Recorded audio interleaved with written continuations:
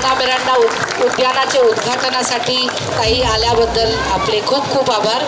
आइए जानते हैं कि क्या इतिहास है बोना मिरांडा गार्डन का।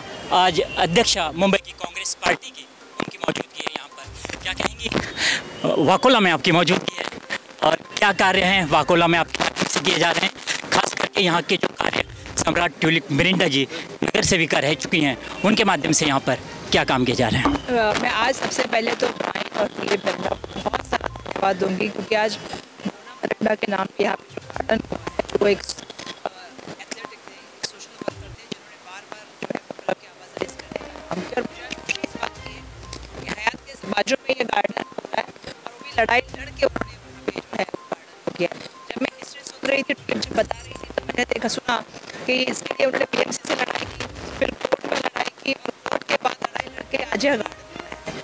और इतने बड़े साम्राज्य के साथ लड़के ब्राइन की जगह पे इतनी अच्छी गार्डन बनाई है। मुझे लगता है कि चाहे छोटे बच्चे से लेके ओल्ड एज के बुजुर्ग तक सब लोग इस गार्डन का इस्तेमाल कर सकते हैं, यहाँ पे आके बैठ सकते हैं। यहाँ पे आके आपने देखा भी होगा कि बहुत सारे बच्चों ने अभी से खेलना वहाँ पे शुरू कर दिया है। तो एक बच्चों का सेक्शन बनाया है, एक अच्छे बड़े स्पोर्ट्स के लिए बनाया है, एक सीनियर सिटीजन के लिए सेशन बनाया है। और मुंबई जो हम कहते हैं कि जागतिक लेवल का इंटरनेशनल लेवल की सिटी है, लेकिन आज मुंबई से हम लोग सब लोग जूझ रहे हैं क्योंकि मुंबई में सांस लेने के लिए जगह ही नहीं बची। और ऐसे समय में एक हम देख रहे हैं कि जबकि मुंबई पोल्यूशन में नंबर 2 पे पूरे दुनिया में गया है, ऐसे समय में मुझे ऐसा लगता है कि गार्डन की जितनी ज़रूरत है वो बहुत ज़्यादा है। और ऐसे में ये गार्डन का जो आज हम लोग ओपनिंग कर रहे हैं, उससे बड़ी कोई खुशी बात नहीं हो सकती। आज मैं लोगों के चेहरे पे देख रहा हूँ कि इसमें उनके साथ लोगों ने भी लड़ाई ले आया, सब लोगों के साथ में। मुझे लगता है कि ऐसे ही अलग रख के आप देखोगे तो इतने सारे बड़े पेड़ यहाँ पे है, इतना मतलब विदाउट कोई छत के आप देख सकते हो कि नेचुरल यहाँ जहाँ पे कितना 12 बजे के धूप में हमें कितने अच्छे छाँव मिल रही है।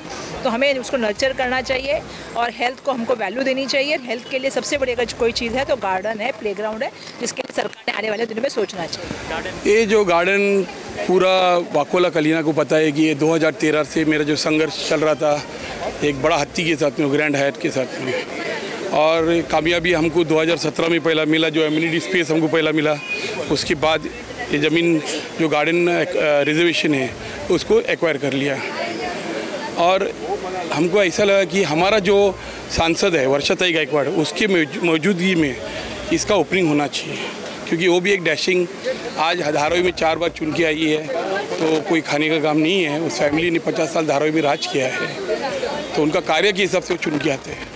तो उसके लिए बोला वर्षा गायकवाड़ जो है हमारा सांसद है, उसके हाथ में क्या अहम इसमें लोगों के लिए, बुजुर्गों के लिए, बच्चों के लिए जो सुख सुविधाएं गार्डन में होती हैं वो बनाई गई हैं, और कितना संघर्ष इस गार्डन के लिए उन्होंने किया है, क्या कहेंगे मैम? देखिए, ये गार्डन की जो प्लॉट है, पहले तो इसकी जंग की शुरुआत हुई 2013 में। 2012 में जब भी ब्राइन मिरांडा मेरे शौहर चुन के आए, तब हमें पता नहीं था कि इतना बड़ा जो प्लॉट है 6900 मीटर का, ये हयात होटल के अंदर दबा हुआ है। उनका कंडीशनल ओसी था।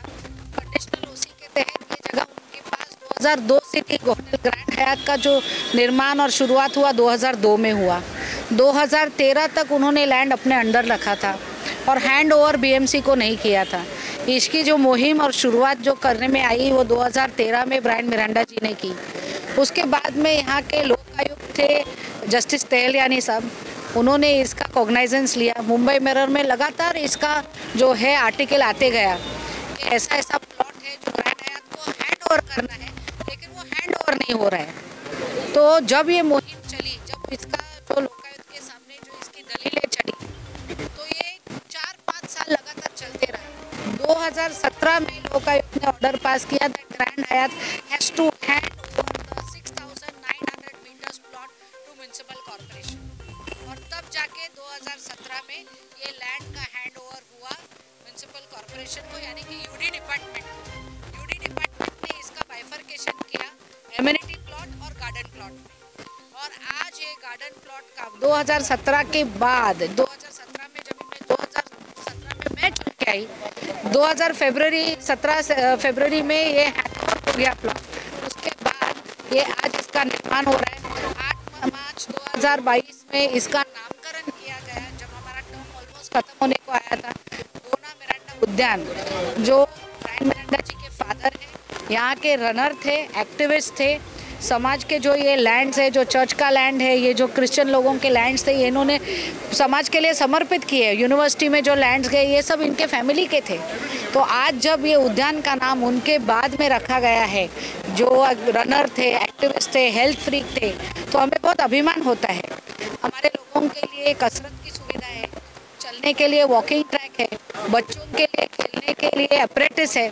वैसे ही लोगों को ठंडक में बैठने के लिए अगर आप कैमरा घुमाएं तो पीछे देखेंगे कि पूरा लॉन लगाया हुआ है, जहाँ पे लोग आके सुकून से बैठ सकते हैं, अपने मन शांति कर सकते हैं। बोलते हैं ना कि फिजिकल हेल्थ के अलावा मेंटल हेल्थ भी बहुत इम्पोर्टेंट है। तो आज के मुंबई के इस स्थिति में जहाँ पे ओवर पॉपुलेशन है, इतना टेंशन स्ट्रेस पब्लिक को होता है, तो ऐसा एक गार्डन निर्माण होना, ये वकोला का प्रथम गार्डन है। हमारे पास गार्डन नहीं था, हम यहाँ से 100 मीटर की दूरी पे रहते हैं। मुझे याद है जब पृथ्वीराज चौहान जी सीएम थे, तभी शहीद डैरल कैस्टेलिनो का स्मारक बना था, उनका मैयत था।